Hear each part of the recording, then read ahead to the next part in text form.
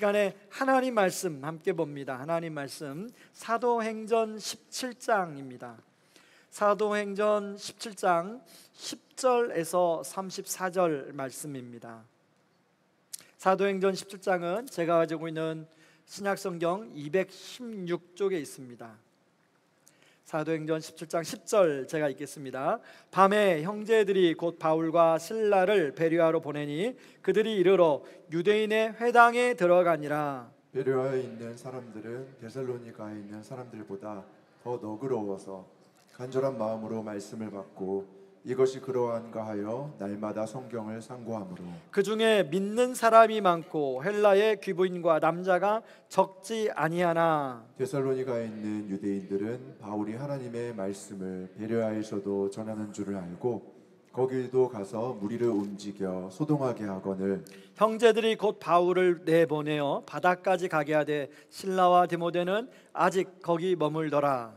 바울을 인도하는 사람들이 그를 데리고 아덴까지 이르러 그에게서 실라와 디모데를 자기에게로 속히 오게 하라는 명령을 받고 떠나니라. 바울이 아덴에서 그들을 기다리다가 그 성에 우상이 가득한 것을 보고 마음에 격분하여 회당에서는 유대인과 경건한 사람들과 또 장터에서는 날마다 만나는 사람들과 변론하니 어떤 에피쿠루스와 스토아 철학자들도 바울과 쟁론할세 어떤 사람은 이르되 이 말쟁이가 무슨 말을 하고자 하느냐 하고 어떤 사람은 이르되 이방신들을 전하는 사람인가 보다 하니 이는 바울이 예수와 부활을 전하기 때문이러라.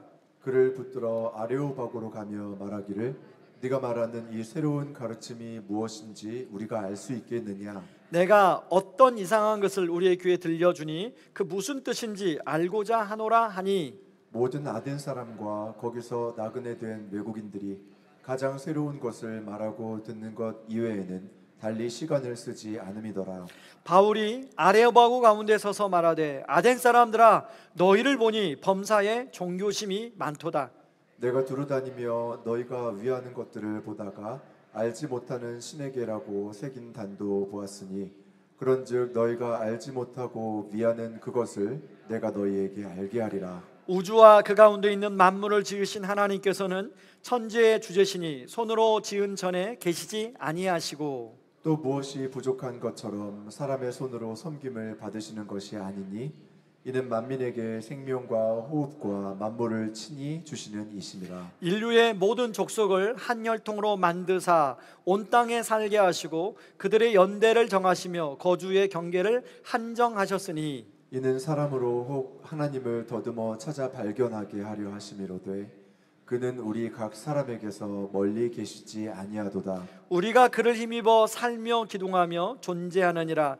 너희 시인 중 어떤 사람들의 말과 같이 우리가 그의 소생이라 하니 이와 같이 하나님의 소생이 되었은즉 하나님을 금이나 은이나 돌에다 사람의 기술과 고안으로 새긴 것들과 같이 여길 것이 아니니라. 알지 못하던 시대에는 하나님이 간과하셨거니와 이제는 어디든지 사람에게 다 명하사 회개하라 하셨으니 이는 정하신 사람으로 하여금 천하를 공의에 심판할 날을 작정하시고 이에 그를 죽은 자 가운데서 다시 살리시는 것으로 모든 사람에게 믿을 만한 증거를 주셨음이니라 하니라. 그들이 죽은 자의 부활을 듣고 어떤 사람은 조롱도 하고 어떤 사람은 이 일에 대하여 내 말을 다시 듣겠다 하니 이에 바울이 그들 가운데서 떠나매 몇 사람이 그를 가까이하여 믿으니 그 중에는 아레바 관리 디오누시오와 다말이라 하는 여자와 또 다른 사람들도 있었더라. 아멘. 여러분 혹시 물건을 잃어버려서 애타게 찾아본 경험이 있으실 것입니다. 뭐 지갑이나 안경 그리고 휴대폰 집에 어디든가가 분명히 잘 놓아둔다고 나왔는데 막상 찾아보려면 잘 보이지 않는 경험이 있을 거예요. 제가 아주 몇 년 전에 들은 얘기인데요. 여러분 유선 전화기를 썼던 때가 있었잖아요. 그리고 또 이제 유선에 달린 무선 전화기가 있잖아요. 이제 한 주부가 여자 성도님이 그 무선 전화기를 열심히 찾았답니다. 아무리 집안을 구석구석 찾아도 이 무선 전화기가 안 보이더래요. 그래서 포기했대요. 나중에 무선 전화기가 어디서 나온지 아십니까? 예? 예, 냉동실. 여러분도 다 그런 경험이 있군요. 저도 최근에 그런 경험이 있습니다. 허리띠를 이제 외출 나갔다 와서 이제 풀고 잘 분명히 놓았거든요. 이거 분명히 제가 잘 놨어요. 근데 그 다음에 외출하려고 보니까 아무리 찾아도 허리띠가 없는 거예요. 결국은 오늘까지 못 찾았습니다.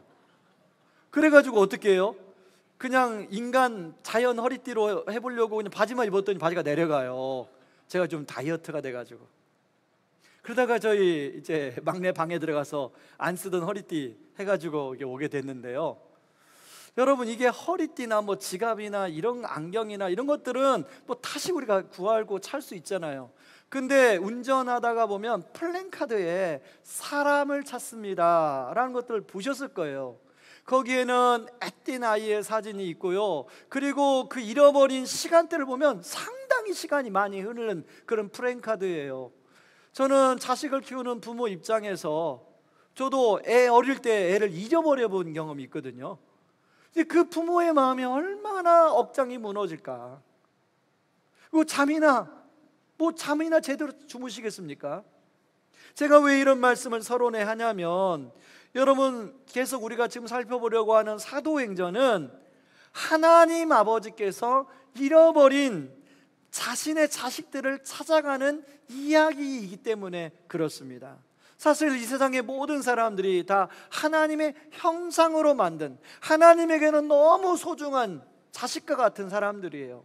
근데 그 사단의 속임수에 속아서 하나님을 잊어버리고 마치 고환처럼 자신의 힘으로 애써서 이 땅을 살아가는 사람들이 의외로 많습니다. 그래서 하나님은요, 바울, 베드로 같은 사람들을, 복음의 일꾼을 세워가지고 그 잃어버린 사람들을 찾아 하나님의 마음으로 돌이키는 이야기가 사도행전이라는 겁니다. 우리 지난주에는 데살로니가에 가서 바울과 디모데와 또 실라가 복음을 전했던 이야기를 우리가 살펴보았습니다. 근데 유대인들이 막 방해를 해가지고 한 3주밖에 복음을 못 전해요. 그러고 이제 쫓아 도망 나온 곳이 베레아로 온 겁니다. 그런데 오늘 성경에 보니까 베레아 사람들은 데살로니가 사람들보다 훨씬 마음이 너그러워서 이렇게 나와요. 하나님의 말씀을 잘 받아들이는 거예요. 그런데 또 유대인들이 와가지고 방해를 하는 바람에 거기 이 베레아에서도 며칠 복음을 전하지 못하고 이제 쫓겨온 곳이 아테네입니다. 근데 바울이 와서 아테네를 보니까, 아테네라는 도시는 뭐 지금도 여러분 그리스 혹시 가보셨는지 모르겠지만, 여러분 저는 테마 기행 이런 데를 봤거든요. 뭐 너무 한 번쯤 가보고 싶은 게 아테네더라고요. 그리스더라고요.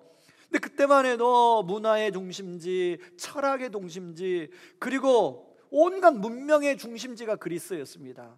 그래서 좋은 그 풍광, 바닷가의 그 화려한 자연 풍경을 돌이켜, 지금이야 이제 그 유산들이 다 무너졌으니까 없지만, 그 당시는 다 그 화려한 유산들이, 문화 유산들이 다 있었을 거 아니에요. 그 도시가 얼마나 멋있었게요. 근데 바울은 그 도시에 가서 아테네 사람들에게 그냥 구경하는 게 아니라 그 사람들에게 복음을 전하는 거예요. 여러분, 우리가 잘 아는 그런 문화유산만 있었던 게 아니라 그 그리스는요, 철학의 중심지 아닙니까? 우리가 잘 아는 아리스토텔레스, 소크라테스, 플라톤, 이 다 고향이 거기에요. 그리고 활동했던 데가 거기입니다. 그런가 하면 우리가 학교 다닐 때 배웠던 스토아 학파, 에피쿠로스 학파, 이런 사람들이 주무대가 바로 그곳이었습니다. 뿐만 아니라 로마 그리스 신화에 나오는 많은 제우스 신, 여러 가지 신들을 섬기는 데가 또 이 아테네였어요. 심지어 오늘 성경에 보니까 알지 못하는 신에게라는 제단도 있었다고 그래요. 그렇지만 바울은 그곳에서 유대인의 회당에 들어가서는 유대인들에게 맞게 복음을 전하고, 또 아테네 사람들에게는 아테네 사람들에게 맞게 복음을 전하는 내용이 나와요. 그런데 많은 사람들에게 복음을 전했을 거예요. 그런데 오늘 성경에 보니까요, 그 아테네에서 딱 두 사람만 이름이 나와요. 아레보 관리 디오누시오와 다말이라는 여인이 예수님을 믿게 되었다라고 나옵니다. 여러분, 성경을 한번 보세요. 사도행전 17장이 총 절로 되어 있습니까? 사도행전 17장은 1절부터 34절까지 나와요. 그리고 데살로니가, 베레와 그리고 아테네에 바울이 복음을 전한 내용이에요. 근데 사도행전 17장에 사람 이름이 딱 세 사람이 나옵니다. 야손, 그리고 오늘 나오는 이 디오누시오, 다마리라는 세 사람만 나와요. 저는 이 아테네에서 많은 사람들에게 복음을 전했는데 왜 성령님은 누가를 통해서 딱 두 사람의 이름만 기록하게 했을까를 생각해 보게 되었어요. 그러다가 이 두 사람이 성경에는 더 이상 뭔가 근거가 안 나오니까 다른데 혹시 이 두 사람의 근거 자료가 있나 찾아보니까, 여러분 이 디오누시오는 그 당시에 아레오바고의 재판관이었습니다. 근데 복음을 받아들이고 이 사람이 아테네 교회의 첫 번째 감독이 돼요. 그리고 아테네 교회의 많은 사람들에게 복음을 전하고 나중에는 순교를 하게 됩니다. 그래서 서방교에서는요, 이 사람 앞에 이름을 성이라는 이름을 붙여서 존경해요. 성 디오니시우스. 그런가 하면 이 다말이라는 여성이요, 그 여성에 대한 기록은 나오진 않더라고요. 그런데 이 다말이라는 여성을 통해서 많은 여성분들에게 복음을 전했을 것이다 라는 기록이 있더라고요. 여러분, 분명히 이 디오누시오도 다마리도 이제 인생을 살다가 마지막 죽음을 맞이해서 하나님 앞에 갔을 텐데 그러지 않았겠어요? 최근에 제가 이제 총 우리 교회 3번의 장례를 치르고 저 개인적으로 아는 그 친구 또 이제 그 부모님 돌아가셔서 장례식장에 다녀오고 그랬는데요, 이 땅에 태어나는 것은 순서가 있지만 가는 것은 순서가 없더라고요. 제가 친구 이제 그 부모님 돌아가셨다고 그래가지고 장례에 갔더니 부모님 연세가 76세예요. 그래서 제가 물어봤죠. 어떻게 돌아가셨냐? 너무 요즘 젊잖아요. 76세면 어떻게 돌아가셨냐고 물어보니까 독감 걸려서 폐렴으로 돌아가셨대요. 여러분, 유족들 마음이 어떨까요? 아니 그냥 감기인 줄 알았는데 돌아가신 거예요. 여러분, 우리도 어떻게 주님이 우리를 부를지 모르지만 주님 앞에 가면 주님이 분명히 우리에게, 여러분들에게 하실 말씀이 있을 거라고 생각이 듭니다.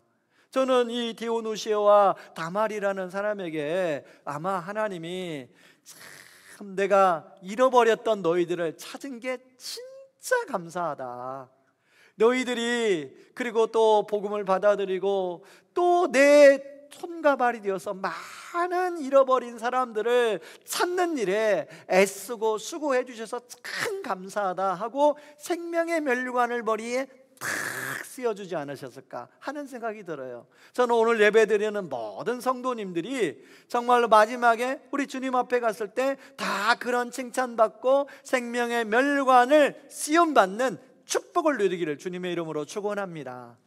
그렇다면 어떻게 이게 가능했을까? 저는 두 가지를 좀 생각해 보려고 하는데, 첫 번째는요, 이들 안에 열린 마음이 있었다는 거예요. 여러분 11절 말씀 한번 읽어보실까요? 같이 11절 말씀 읽겠습니다. 베레아에 있는 사람들은 데살로니가에 있는 사람들보다 더 너그러워서 간절한 마음으로 말씀을 받고 이것이 그러한가 하여 날마다 성경을 상고함으로.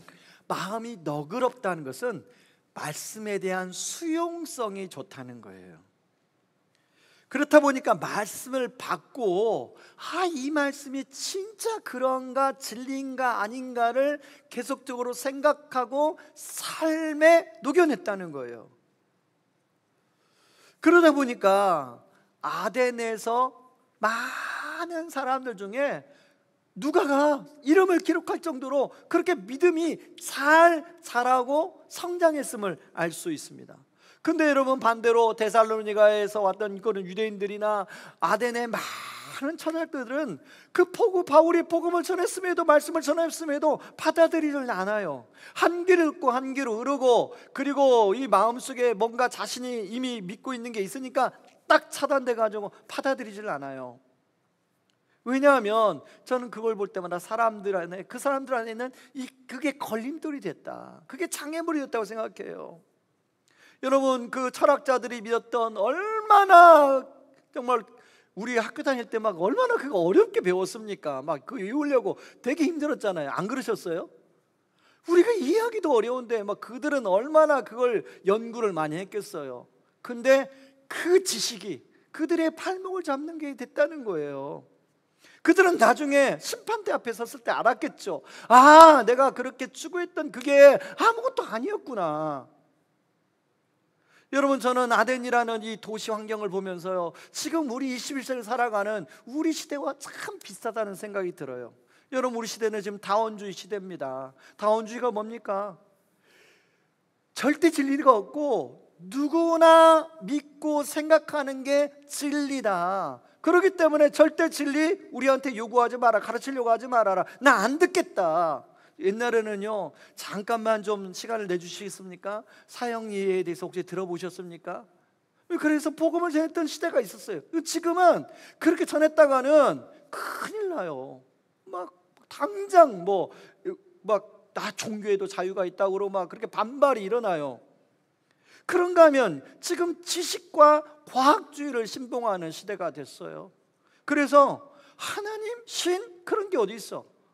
신은 그런 게 존재하지 않지. 사람은 죽으면 끝나는 거지. 그런 게 어디 있어? 근데 여러분, 실제로 여러분 사랑하는 분을 한번 떠나보셔보세요. 죽으면 끝나는 게 아니에요. 만약에 그것만 믿고 그렇게 장례를 정말 갑자기 장례가 내한테 와서 치르면 그게 얼마나 고통스럽고 이별의 순간이 힘든데요. 여러분, 사람은 죽는 걸로 끝나지 않습니다. 여러분, 그러다 보니까, 그런데 이 현대인들이 크게 배운 것도 많고 뭔가도 많은데 여전히 마음이 공허해요. 그래서 뭔가를 자꾸 갈망해요. 근데 여전히 헛헛하고 힘들다고 말해요. 그래서 막 약을 먹지 않으면 잠을 잘 수 없는 사람들이 점점 많아지고, 그리고 그런 우울증에 호소하는 사람이 점점 많아지고 있는 시대에 우리가 살고 있잖아요. 저는 왜 그럴까? 사람의 마음이 왜 이렇게 공허할까? 현대인들의 마음이 분명히 이제 막 지금 AI가 나와서 챗GPT만 나온 게 아니라 온갖 AI가 나와가지고 지금 우리의 앞으로 시대가 어떤 시대가 될지 모르는 시대에 살고 있잖아요. 근데 사람의 마음은 점점 헛헛해요. 왜 그런가요? 켈빈이 이미 간파하고 이런 얘기를 했습니다. 사람의 마음은 하나님만이 채울 수 있는 큰 구멍을 가지고 있다. 그 구멍을 다른 것으로 자꾸 채우려고 하면 채워지질 않는다. 그래서 헛헛할 수밖에 없다, 공허할 수밖에 없다고 얘기했어요. 그래서 진짜 하나님의 사랑이 채워져야 그 공백이 채워진다는 거예요. 여러분도 그런 경험을 해보셨을 거예요. 여자분들은 이제 가방을 이렇게, 그걸 짝퉁 가방이라고 하잖아요. 그러다가 이제 남편이 생일을 맞이해가지고 막 모으고 작심하고 해가지고 진품 가방을 구해서, 여보, 내가 정말 당신 결혼할 때부터 사주려고 했는데 해서 탁 진품 가방을 사주면 어떻습니까? 짝퉁? 더 이상 들고 다녀요? 어때요? 여성분들 들고 다니겠어요? 안 들고 다닙니다. 저는 그런 건 아니지만 제가 이제 그 지갑을, 아주 좀 오래된 지갑을 가지고 있었어요. 최근에 26주년 결혼기념일이었습니다. 최근에 아내가 오랜만에 아주 저한테 가죽 지갑을 선물한 건 처음이었던 것 같아요. 제가 전 지갑 버렸을까 안 버렸을까? 버렸죠. 왜냐하면 너무 좋은 가죽 지갑을 선물해 줬으니까. 여러분, 진짜를 알면 그 나머지 다 가짜들은 진짜가 아니라는 게 다 판멸이 드러나요. 여러분, 그런 측면에서 진짜 하나님을 제대로 알면 바로 그 공백이 채워져요. 그래서 오늘 바울은 27절에서 뭐라고 하냐면, 그 사람들이 하나님의 사랑, 하나님을 알도록 자연 속에서 하나님을 더듬어 찾을 수 있도록 계시해 놓았다고 말해요. 그걸 전문 용어로 하나님의 자연 계시라고 합니다. 그런데 하나님의 자연 계시만 가지고 하나님을 온전히 못 믿어요. 그래서 오늘 성경에 보니까 하나님에 대해서 설명하면서 예수 그리스도의 그 예수님이 오신 심판과 예수님의 죽으심과 부활을 설명해요. 이것을 우리는 특별계시라고 말합니다. 이 비오누시오와 다말이 이 두 사람은 바로 이 자연계시뿐만 아니라 특별계시를 통해서 예수님을 믿은 거예요. 하나님을 믿은 거예요. 그러다 보니까 처음에는 영적 어린아이 같은 믿음이, 신앙이 영적인 청년이 되고 영적인 어른이 되고 영적인 리더가 돼서 많은 잃어버린 영혼들을 주께로 돌이키는 일에 쓰임받고 있더라는 거예요. 저는 이 두 사람을 생각하면서요, 우리 민족사에 있었던 한 두 사람이 생각이 났습니다. 여러분 혹시 토마스 선교사님, 우리나라의 최초의 순교자라는 거 아시죠? 이 토마스 선교사님을 칼로 베이 죽인 사람이 누구냐면 박충권이라는 사람이에요. 제너럴 셰모노 사건, 그 셰모노에서 토마스 선교사님 내리자마자 칼로 목을 친 사람이 박충권인데요, 이 토마스 선교사님 죽기 전에 박충권에게 성경을 한 권 줬어요. 이 박충권 씨가 60세가 돼서 예수를 성경을 읽다가 예수를 영접해요. 그리고 자기가 섬기던 교회에 지금의 안수집사, 영수가 됩니다. 그런가 하면 이 박충권 옆에 박충권의 조카 최채량이라는 사람이 12살짜리 꼬맹이가 있었어요. 이 꼬맹이가 또 성경 한 권을 가지고 가서, 그 당시엔 종이가 귀하니까 이 여관 뽀이로 일을 했거든요. 여관 주인 박영식에게 이걸 줘요, 갖다 줘요. 이게 박영식이 이제 이 종이가 너무 좋으니까 벽지로 바릅니다. 여관에 벽지로 발라요. 어느 날 누워있다가 벽지에 쓰여있는 하나님 말씀을 보고 예수를 믿게 돼요. 그리고 많은 사람들이 그 여관에 와서 그 벽지에 적힌 하나님의 말씀을 듣고 예수를 믿게 돼요. 여러분, 그 여관이 나중에 어떤 곳으로 바뀐지 아세요? 우리나라 최초의 교인 널다리골 교회로 바뀌었습니다. 그리고 이 널다리골 교회가 여러분이 잘 아는, 나중에 이름이 바뀌었는데요, 장대연 교회로 바뀌었어요. 그리고 최철양은 그 교회의 장로가 돼요. 그래서 평양 그 대붕이 일어날 때 그 주기철 목사님만 그런 게 아니라 많은 평신도 리더들이 주축이 됐는데, 바로 이 박충권이나 박영식이나 최철양 같은 사람들이 그렇게 중심이 됐다고 그래요. 여러분 놀랍지 않으세요? 하나님이 하시는 일은 정말 놀랍죠. 저는 이제 3월이면 새로운 학기가 시작이 됩니다. 본격적으로 봄이 시작이 될 거예요. 여러분, 저는 올 한 해 여러분들이 마음을 열고 정말로 하나님의 말씀을 더 정말로 이렇게 이 베리아 사람들처럼 받아들임으로 하면 영적으로 성장하는 그런 한 해가 될 수 있기를 바랍니다. 여러분, 제가 그림 하나 보여드릴게요. 이 그림은요, 우리가 처음 예수를 믿어서 영적으로 성장하는 과정을 그린 그림입니다. 여러분들은 지금 어디쯤인가 서 있을 거예요. 그런데 그 지점에 서 있게만 하면 여러분의 신앙은 식을 겁니다. 여러분의 신앙이 그 지점에 서 있는 게 아니라 올 한 해 더 주님께로 가까이 성장하고 성숙하는 그런 한 해가 되길 바랍니다. 그래서 오늘 이제 광고에 나간 제자훈련, 사역훈련, 양육훈련을 보시고, 내가 이걸 통해서 정말로 올해 한 해 신앙이 정말로 성장해야겠구나. 그냥 교회만 왔다 갔다 하는 것이 아니라 하나님이, 내가 믿는 하나님, 예수님, 성령님이 누군지를 알아야겠구나. 그런 은혜가 있기를 주님의 이름으로 축원합니다. 그런가 하면 하나님이 찾으시는 한 사람이 어떻게 될 수 있을까요? 여러분, 두 번째는 깨어진 세상을 향한 하나님 마음을 회복할 때 가능한 겁니다. 여러분, 17장 16절 한번 보세요. 17장 16절을 같이 한번 읽겠습니다. 바울이 아덴에서 그들을 기다리다가 그 성의 우상이 가득한 것을 보고 마음에 격분하여. 여러분, 그 아테네에 참 좋은 볼거리가 많잖아요. 근데 바울은 지금 뭘 보았냐면 그 좋은 볼거리 속에 숨겨진 사람들의 영혼이 보인 거예요.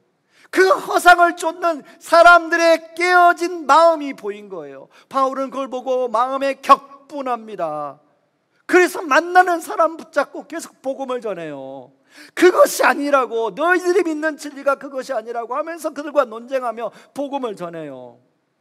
중요한 것은요, 복음을 전하는데 이들의 눈높이에 맞춰서 복음 전하는 게 중요하잖아요. 23절에 나온 것처럼 바울이 어떻게 복음을 전할까 고민하다가 알지 못하는 신이 누군지 아냐?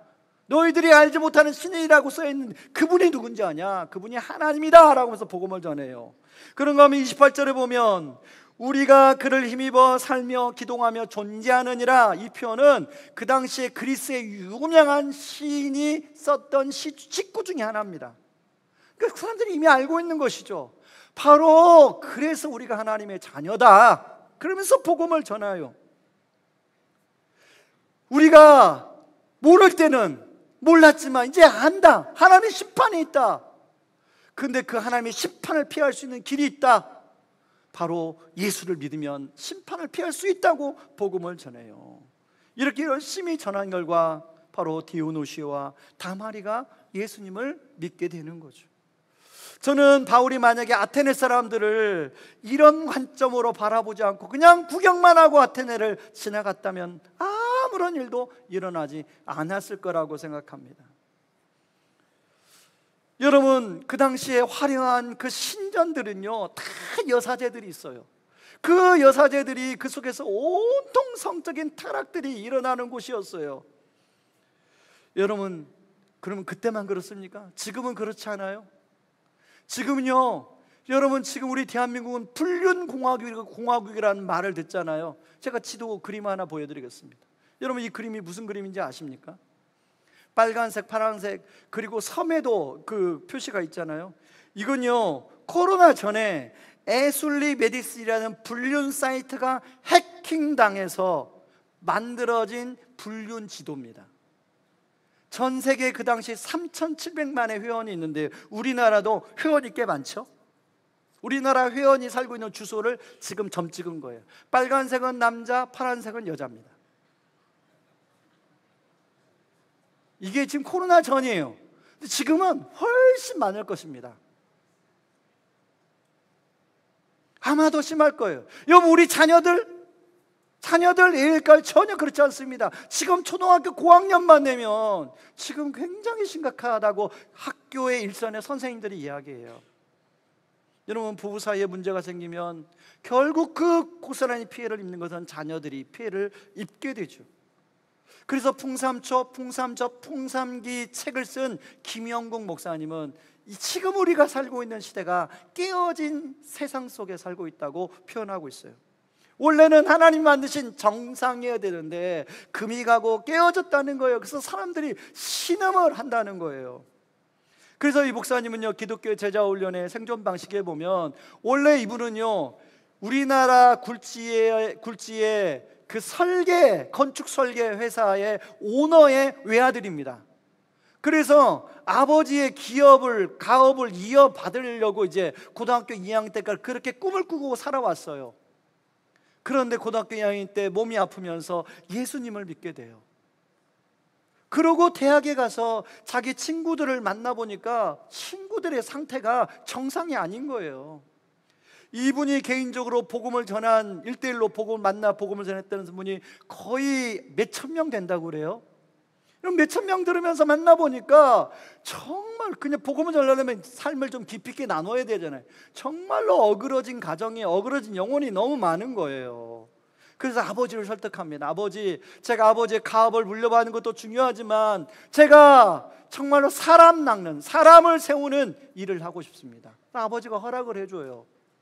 그래서 지금까지도 하나복 네트워크를 만들어서 많은 목사님들, 많은 한국교회에 영향을, 최근에 이제 문자가 왔어요. 무슨 문자냐면 캄보디아의 크메르어로 풍삼기를 번역하고 있는데 기도해 주시고 교회가 상황이 되면 후원을 해 주시면 감사하겠습니다. 이런 연락이 왔어요. 여러분 생각해 보세요. 최근에 캄보디아를 갔다 왔더니 이제 저는 그게 범상책에 들리는 거예요. 만약에 캄보디아에 있는 사람들에게 이게 번역이 돼서 곳곳에서 이걸 가지고 복음이 전해진다면 얼마나 좋을까. 여러분 지난주에 좀 놀리셨죠? 자다가 갑자기 문자가 와서 막 잠이 아마 깨신 분들이 많을 거예요. 충주에 4.1 지진이 일어났잖아요. 저는 그걸 보면서 우리나라도 이 지진의 예외가 아니구나. 근데 그 생각을 하면서 옛날에 책에서 읽었던 이야기가 떠올랐어요. LA 근처에 있어 실화인데요. 이제 직장에 마치고 퇴근하다가 갑자기 지진을 만난 거예요. 그래가지고 차를 세워놓고 이제 한참 기다렸더니 이제 여진이 멈춰서 다시금 집을 향해 운전대를 잡고 가고 있는데 앞차들이 자꾸 후미등이 사라지는 거예요. 그래가지고 무슨 일인가 하고 차를 세워놓고 걸어가 보니까 앞에 다리가 지진으로 무너진 거예요. 근데 차들은 모르고 그냥 달리는 거예요. 그러니까 그 다리 아래로 다 떨어지는 거죠. 그래서 이 사람이 가다가 이제 자기 뭐가 있어서 와이셔츠 벗어가지고 와이셔츠로 막 도로에 서서 이렇게 사람들 휴가했는데 깜깜한 저녁이니까 막 사람들은 저는 미쳤다고 하고 그냥 가는 거예요. 근데 가는 차마다 다 다리 아래로 떨어지는 거예요. 근데 버스가 오는 겁니다. 버스. 버스만큼은 내가 막아야겠다 하고 뭐 자기가 교통사고 당할 수도 있는데 버스 한 복판에 서가지고 막 와이셔츠 가지고 막 이러다가 버스가 급정거했습니다. 버스 운전자가 내리자마자 막 욕을 하려고 그러는데 지금 지진이 나서 다리가 끊겨졌다고 하니까 직접 버스에 탔던 사람을 같이 가서 와요. 그걸 확인해요. 그러고 나서 자기의 생명을 살려줬다고 너무 고맙다고 하면서 감사의 인사를 전했다는 이야기가 실제로 책에 쓰여 있더라고요. 여러분, 이제 우리 청소년부 수련회를 합니다. 우리 청소년 친구들 다 지금 열등감과 비교의식과 잃어버린 막 정체성을 잃어버려. 외모로 비교당하고 성적으로 비교당하고 또 집안의 어떤 배경, 경제적인 배경 때문에 그렇게 비교당하는 시대에 우리 아이들이 살고 있어요. 그 정체성이 없습니다.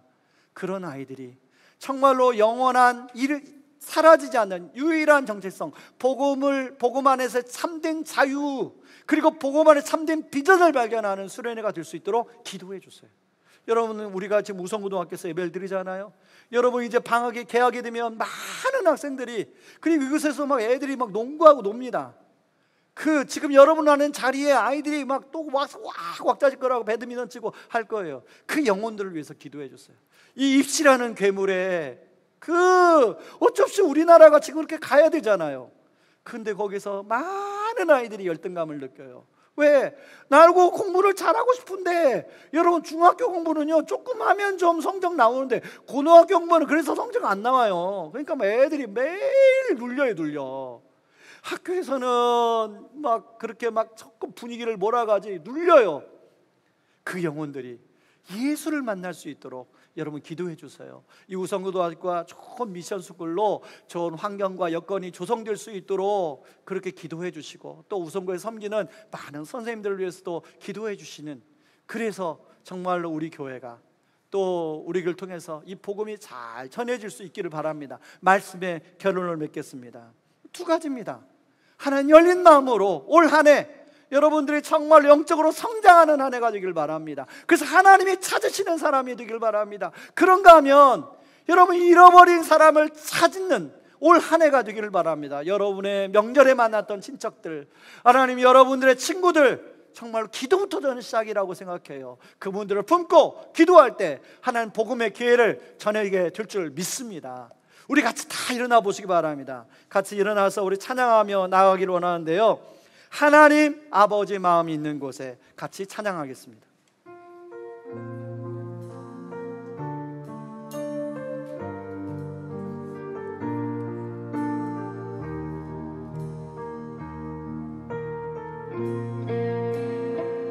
아버지 당신의 마음이 있는 곳에 나의 마음이 있기를 원해요.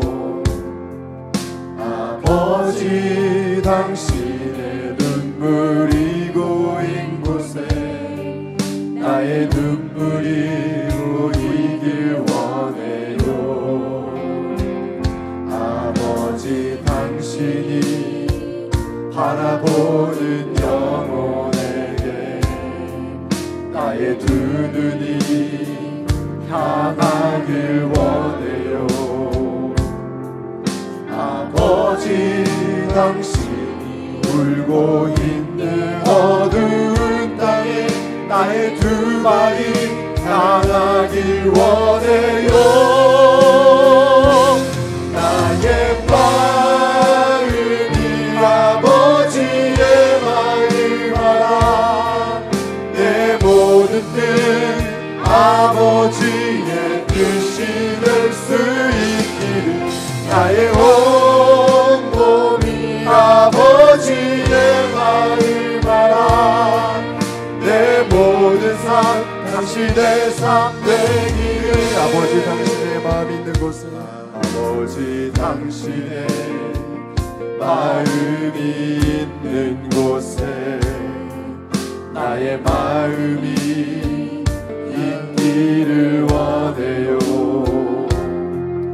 아버지 당신의 눈물이 고인 곳에 나의 눈물이 고이길 원해요. 아버지 당신이 바라보는 영혼에게 나의 두 눈이 향하길 원해요. 아버지 당신이 울고 있는 어두운 땅에 나의 두 발이 향하길 원해요. 나의 마음이 아버지의 마음 알아. 내 모든 뜻 아버지의 뜻이 될 수 있기를. 나의 온 몸이 아버지의 마음 알아. 내 모든 삶 당신의 삶 되기를. 여러분 두 손을 가슴에 올리고 우리 같이 기도하길 원합니다. 하나님 아버지, 아버지여, 제가 예수를 믿은 지 얼마 되었습니다. 저의 영적인 지점이 여전히 여기에 머물러 있는데 올 한 해 하나님 제가 마음을 열어 더 하나님의 말씀을 가까이 하게 하여 주시어서 영적으로 성장하는 한 해가 되게 하여 주시옵소서. 그래서 하나님이 잃어버린 그 사람이 되게 하여 주시옵소서. 또한 두 번째 기도 제목은 하나님, 우리 주변에 하나님, 내가 주변에 있는 사람들을 그냥 나의 인간적인 눈으로 바라보지 않고 하나님 깨어진 그 영혼의 상태를 하나님의 마음으로, 하나님의 안목으로 바라보게 하여 주시옵소서. 하나님, 그래서 아버지 그 상한 영혼, 깨어진 영혼, 하나님 저를 통하여 구원받는 역사가 있게 하여 주시옵소서. 하나님, 이번 주 우리 청소년들을 위해서, 수련을 위해서 기도해 주시고 우리 우성고 학생들을 위해서도 같이 기도해 주시기 바랍니다. 같이 기도하겠습니다. 고마우신 하나님 아버지, 고맙고 감사합니다. 하나님 아버지, 하나님 아버지, 나의 아버지 하나님, 아버지 건강하게 도와주시고 아버지 하나님, 아버지 성장하는 한 해가 있어요 주시옵소서. 제자 훈련, 아버지 사역을, 아버지 여러가지 양육을 통하여 성장할 수 있도록 도와주시고 영적인 어린아이, 영적인 청년, 영적인 어른이 되게 하여 주시옵소서. 아버지뿐만 아니라 아버지 하나님, 우리 아버지 깨어진 세상, 이 깨어진 아버지 영혼을 바라보며 그 영혼을 주께로 돌리는 아이를 우리를 사용하여 주시옵소서. 하나님 앞에 쓰임받게 하여 주시옵소서. 이제는 많은 죄 가운데서 우리를 구원하신 우리 주 예수 그리스도의 은혜와 그 크신 하나님의 사랑하심과 성령 하나님의 위로 충만하심의 역사가 하나님 더욱더 열린 마음으로 하나님의 말씀을 가까이 하여 영적으로 성장하며 하나님이 깨어진 세상, 깨어진 영혼을 향한 하나님의 마음을 회복하여 그 영혼을 주께로 돌이키는 일에 쓰임받기를 원하는 오늘 예배드리는 모든 성도님들 위해 이제로부터 영원토록 함께 하시기를 주님의 이름으로 축원하옵나이다. 아멘.